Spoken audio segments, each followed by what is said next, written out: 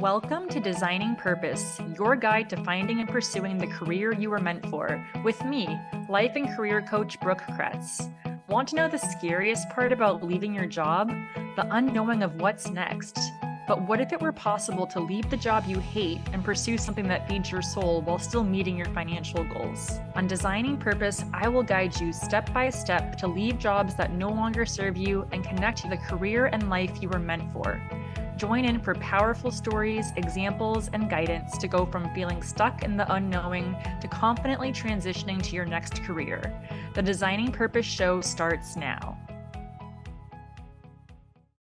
So today marks part 8 of a 12-part series on what we have called the Purpose Journey here on Designing Purpose. Let's take a look back to see what we have talked about so far. Our first 4 episodes focused on what we called the purpose catalyst phase, that time when we feel called or pulled towards something else, but the idea of leaving our current job seems next to impossible. During this phase, we talked about how to spot when you are disconnected from your purpose based on how you feel, cope, and imagine, the common and sneaky reasons that make us feel trapped in our jobs, and how to overcome these through a combination of prioritizing and trusting yourself.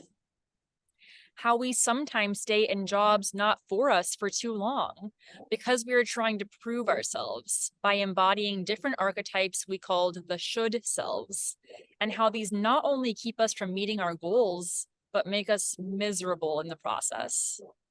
And finally, we talked about the definitive 3 questions to address when deciding if it's time to leave your job for good. Once we felt that our purpose journey had been catalyzed, we began the purpose connection phase, where we discovered what we are actually meant for. And we did this by providing guidelines to connect to your purpose, which included time and space, curiosity and exploration, and trust. Demonstrating how to shift away from what is safe to work your way by identifying your core why you are doing this, the who you want to work with, and how you want to engage with them. And finally, by illustrating how to fuse all of your passions, strengths, energy drivers, and values into your cohesive purpose, which we can then begin pursuing. So we did it, right? We have all the information, all of the puzzle pieces, and all of the knowledge of what we are meant to do, how we are meant to do it, and what the process will entail to successfully align with our purposeful next career move. Let's see. Let's work with an illustrative example who we will call Poppy to get a sense of what might happen next at this stage of the purpose journey. So Poppy had been working as a senior executive at a marketing agency when she started to feel off, like she might be missing something, but wasn't quite sure what. She felt like it was time to leave and move on, but she couldn't put her finger on what she was actually meant to do next. As she began moving through the exercises during the purpose connection phase, she realized that her why, who, how, and what were the why. Poppy realized that her main goals in life were to infuse beauty and creativity into everyone's daily existence, because this helps them to feel inspired and excited to be their best and truest selves. The who. Poppy loved working with people who were struggling in similar ways that she had struggled. People in senior leadership positions who didn't get a lot of exposure to create and be inspired by beauty, and who were open, fun-loving, and interested in connecting to their creative sides again. The how. After 20 years of grinding, Poppy was ready to ditch a traditional work week and wanted to engage with her people through energizing projects and workshops that she facilitated once or twice a month. She also wanted to establish other lines of her business where she provided materials, kits, and other kinds of support for people to infuse beauty and creativity into their lives. The what. As she reflected on her passions, strengths, energy drivers, and values, Poppy realized that she felt at her best and was happiest when she was leading workshops and powerful small group discussions that had tangible outcomes. She realized that she was meant to be a creative facilitator who worked with stressed senior executives by leading them through creative projects and activities that would allow them to connect to their own creativity and live and work more from this place. Upon discovering all of this, Poppy was thrilled. She could finally see a path forward. Even if there were still a lot of details to be ironed out, she couldn't wait to begin pursuing this and starting her own business as a creative facilitator. She even thought of a name, Expression Unleashed. She bounded home that evening, thrilled by the news. As she gets home, she receives an email with her pay stub. Whoa, she thinks, man, I do earn a lot of money in this job. And how would I even begin to make that up through this business, especially through just 1 or 2 workshops a month? I mean, is that even possible? At dinner that night, her 2 kids, who are a freshman and sophomore in high school, begin telling her all about the colleges they are looking into and the different activities and sports teams they want to pursue to make sure they're competitive for these schools. Some of the schools are even in major cities where cost of living is through the roof. And Poppy thinks, will we really have enough saved in the next 3 to 4 years to make it happen, let alone what they need right now for these activities? How can I possibly earn this much? Later after dinner, Poppy is talking with her husband and broaches the idea of Expression Unleashed, talking about what she would do, who it would help, and how it would put her in a better situation than her current job, which strains her mental and physical health. He's quiet at first. I mean, I get that, but we have certain income requirements to live where we do and maintain our savings. If we earn any less, we'll have to start sacrificing our quality of life for the whole family. Where would your clients even come from? And would they be able to pay you what you're earning now? Oh, crap, Poppy thinks. I haven't thought about that at all. What if he's right? I don't know the first thing about finding clients, and who would possibly be willing to pay that much? I don't want to start scrimping by and having to price check at the grocery store because I made this decision and now my family will suffer. Well, I'm not sure about my clients and pricing yet, but I'll do some research tonight and let you know what would be possible, Poppy says as they're cleaning up the dishes. But I would never want to sacrifice what our family has and the opportunities for the kids, she adds, trying to assure him. Later, Poppy is in bed on her laptop Googling creative facilitators for corporates when she comes across endless web pages of different people doing this. As she starts clicking on their pages to get a sense of who they work with and how they target people, she is blown away. Dozens of them have had 25 years or more of experience with creative facilitation and have worked with giant accounts like Google, Facebook, Amazon, and more for the last 10 years. They all have well thought out and, in Poppy's eyes, genius ways to offer their services, all in ways that connect and build upon each other. So far, Poppy has just thought of vague ideas for workshops and materials to offer. Is she in over her head? How can she possibly succeed if this many people have such a clear package of offerings with neat and tidy ways of building on each other? The more she researches, the more she realizes that while it has the potential to be a lucrative career with the right connections and opportunities, that many people trying to get into this cannot sustain it full time and have to also work elsewhere to make ends meet. I'm not even formally trained in this, Poppy thinks. And if this many people can't make it work, how can I possibly assure my family that this will earn us what we need to without sacrificing our lifestyle? She closes her laptop and closes her eyes. This was a bad idea, she thinks. Maybe one day I can make this happen, but this just isn't the right time for me to make this move. So what just happened? In the course of one evening, Poppy went from feeling energized, excited, and giddy about the idea of stepping into her purpose through Expression Unleashed to feeling so uncertain, afraid, and doubtful that she completely gave up on the idea even happening because she hit sticking points. These sticking points are where our purposes are made or broken, which is why it is incredibly important to both recognize and have strategies to overcome them at this stage in your purpose journey. In fact, if you were only able to watch one episode in this entire series, it should be this one, because every single one of us at some point will encounter these 4 sticking points when stepping into our purposes. And what are those 4? Let's go back to Poppy's example and pull them out.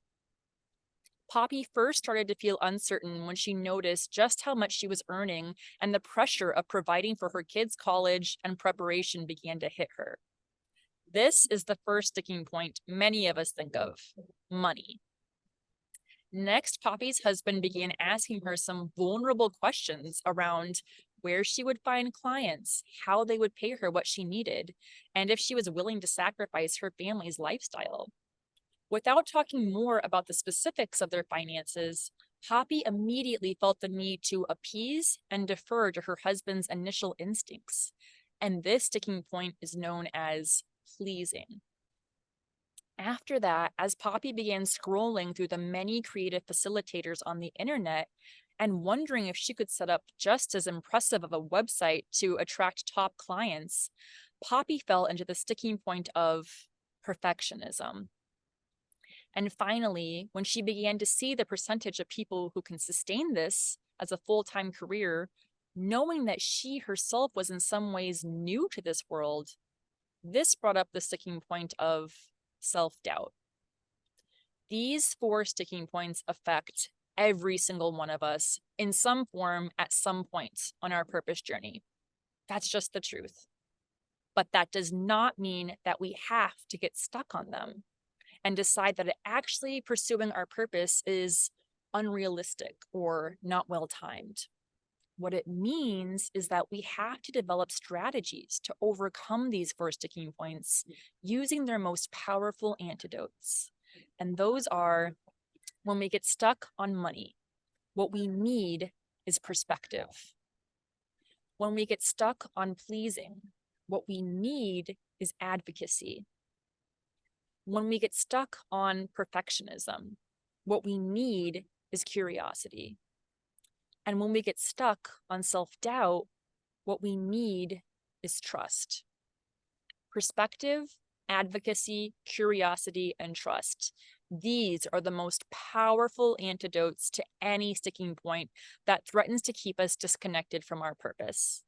And that is why in today's episode, we will move through each of the 4 sticking points and how to use these antidotes to overcome them.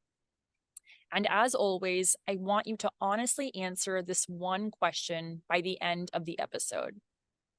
Can I recognize that the sticking points of money, pleasing, perfectionism, and self-doubt will arise, and embrace perspective, advocacy, curiosity, and trust to overcome them? Let's get started with everybody's favorite: money. There is nothing that can stop us faster from not pursuing our purpose than money. And that is because, other than if our lives were being physically threatened, nothing can put us in short-term and survivalist thinking more than the fear of not having enough money.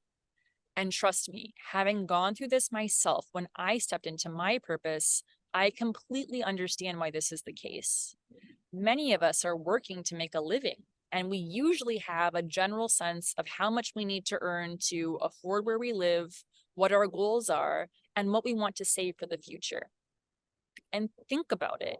If you have moved from job to job with minimal gaps in pay, you cannot imagine living in a world where the same amount, if not increasingly higher amounts, are hitting your bank account every 2 weeks. And because we barely allow ourselves to look beyond the immediate term, especially when it comes to money, we decide that stepping into our purpose particularly if it's a new business, is simply too unrealistic. And this is what keeps us stuck. Earning what we might need to, but unhappy and disconnected from who we truly are and are meant to do. This is why the only way to overcome the sticking point is to zoom way, way out by gaining perspective. And let me be very clear here. I am not advocating for cutting your salary significantly, drastically changing your lifestyle, and just sucking it up to live in your purpose. In fact, one of my most important goals as a coach is to help my clients hit their income targets through pursuing their purpose. But what I am asking of you and whomever is another household financial decision maker, like your partner or your spouse, is to look at this shift in the bigger scheme of things by understanding and getting very clear on what you need. At this point, I highly encourage you and your partner or spouse to meet with a financial planner if you are not already doing so, and become really clear on what your financial needs are and what is important to you from a spending perspective over the course of the next 5 years, the next 10 years, the next 20 years, and beyond. Getting this sense of clarity and perspective can be hugely empowering for you and your partner both, since while you may have a general idea of what your savings targets are, retirement goals, etc., you can begin seeing the bigger picture. And most importantly, what do you really want out of life? Where do you want your money to go as it aligns with your own values? Getting an idea of what is important to you and what you actually need to make this happen, rather than just a vague understanding of savings targets and income needed to pay fixed expenses, will be the first step to understanding how your purposeful career or venture fits in from a financial standpoint. It's also the time where you can get very clear on what your options are. And once you feel a bit better about what you do need with the help of a financial planner, this is the time where you can examine what those options are.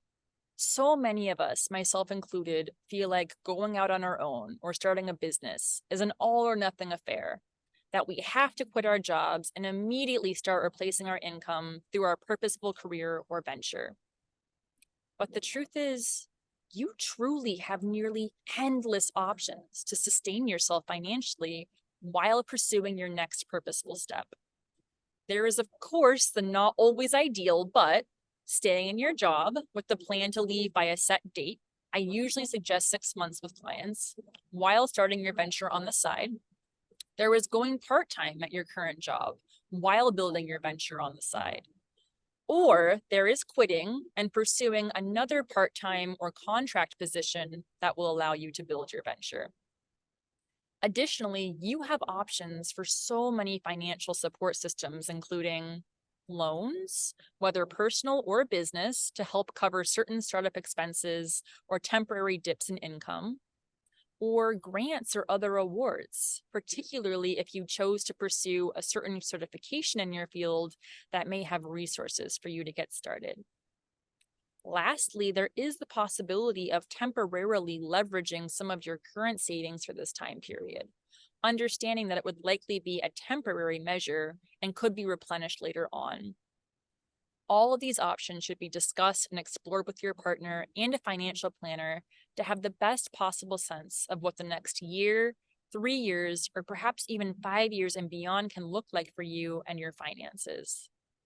Now that we found a way to overcome money as a sticking point, let's move on to the next one: pleasing.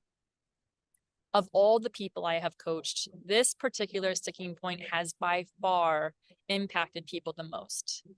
Because let's be honest, when we are stepping into our purpose, it is something we are doing for ourselves. It's a powerful way to both acknowledge and take care of who we are. And for many of us, this is an entirely new paradigm of being. Not only that, we are typically entering into something entirely new for us. And if other people begin to poke holes in what we want to do, question us, or in any way make us feel bad, foolish, dumb, or incapable of doing what we want, it is very easy for us to defer to them and think that they must know better than we do. This can come up in so many ways, We want to please our partners or spouses by only proposing things that are a surefire way to support our families. We want to please our parents by doing what they think we are best suited for and is the most safe. We want to please our boss and our coworkers by staying in the jobs where we are because they must absolutely need us and we would be screwing them over by leaving. This can go on and on and on to the point where it sometimes just feels easier to give in and go, okay, you're right, I won't even try.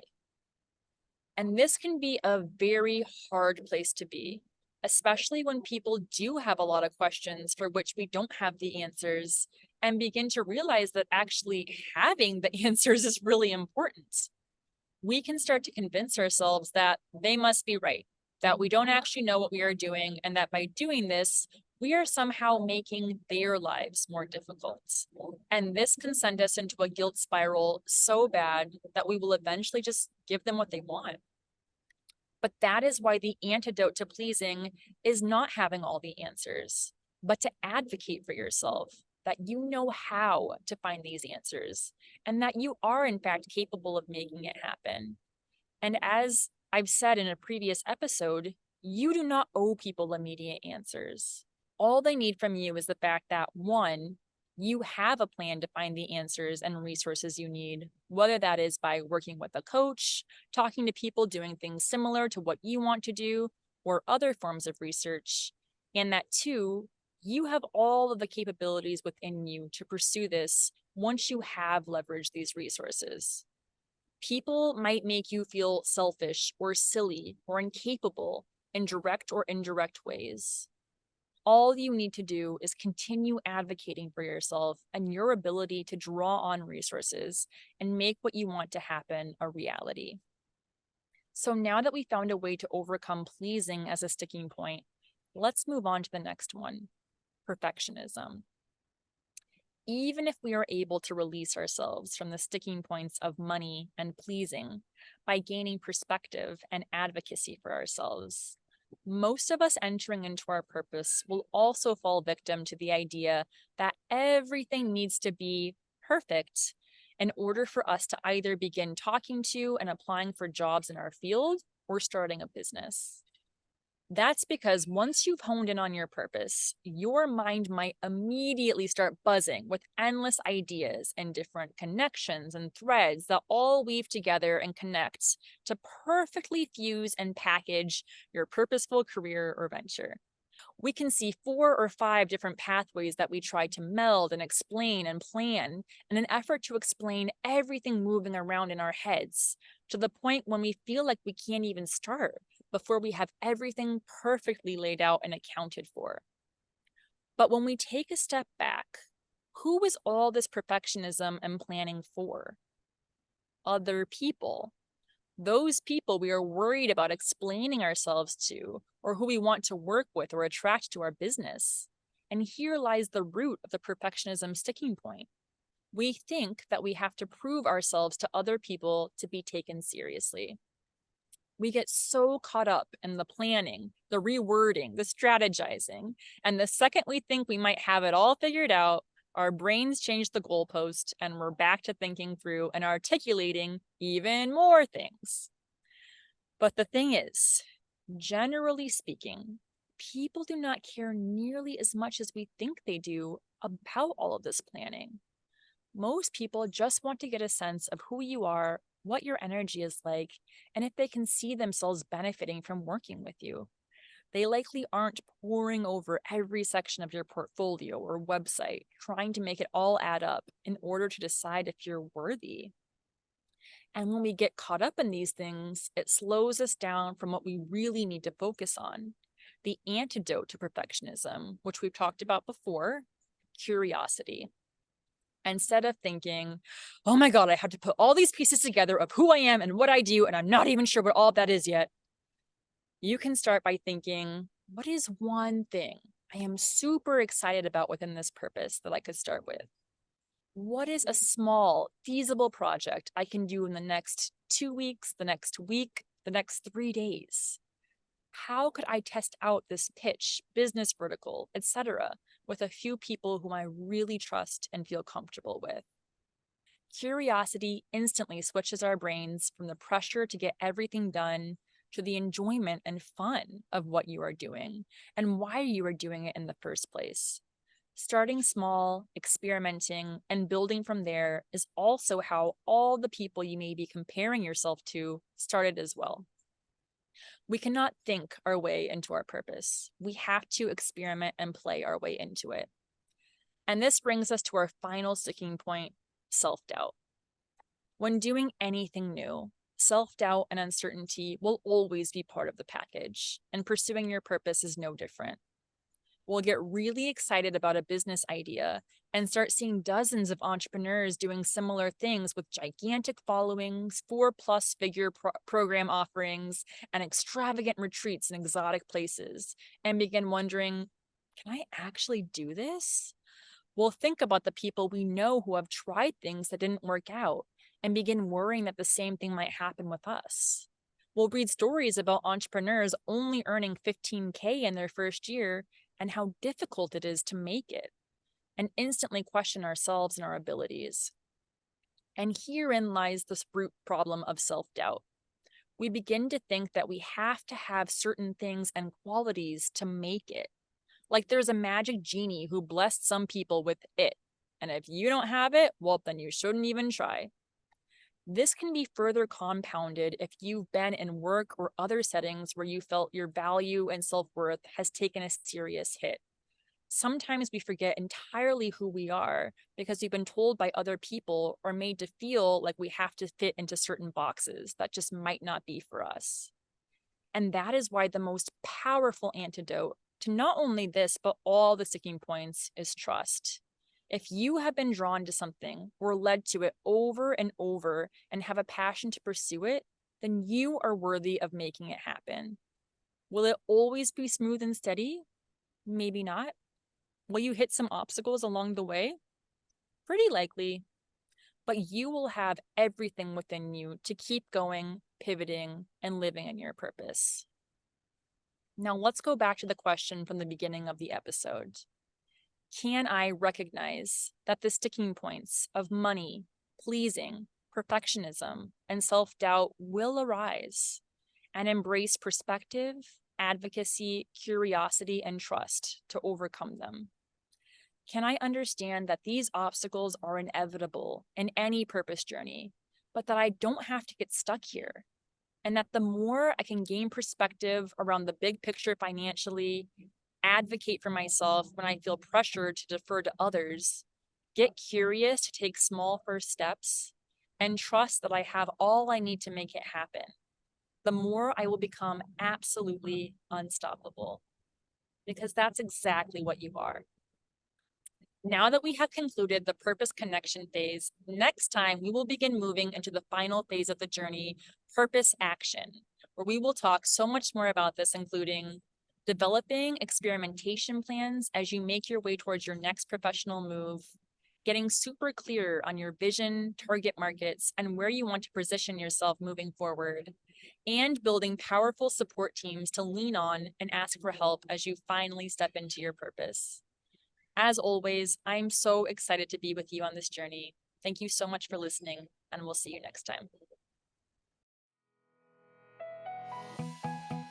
You have been listening to Designing Purpose, your guide to finding and pursuing the career you were meant for.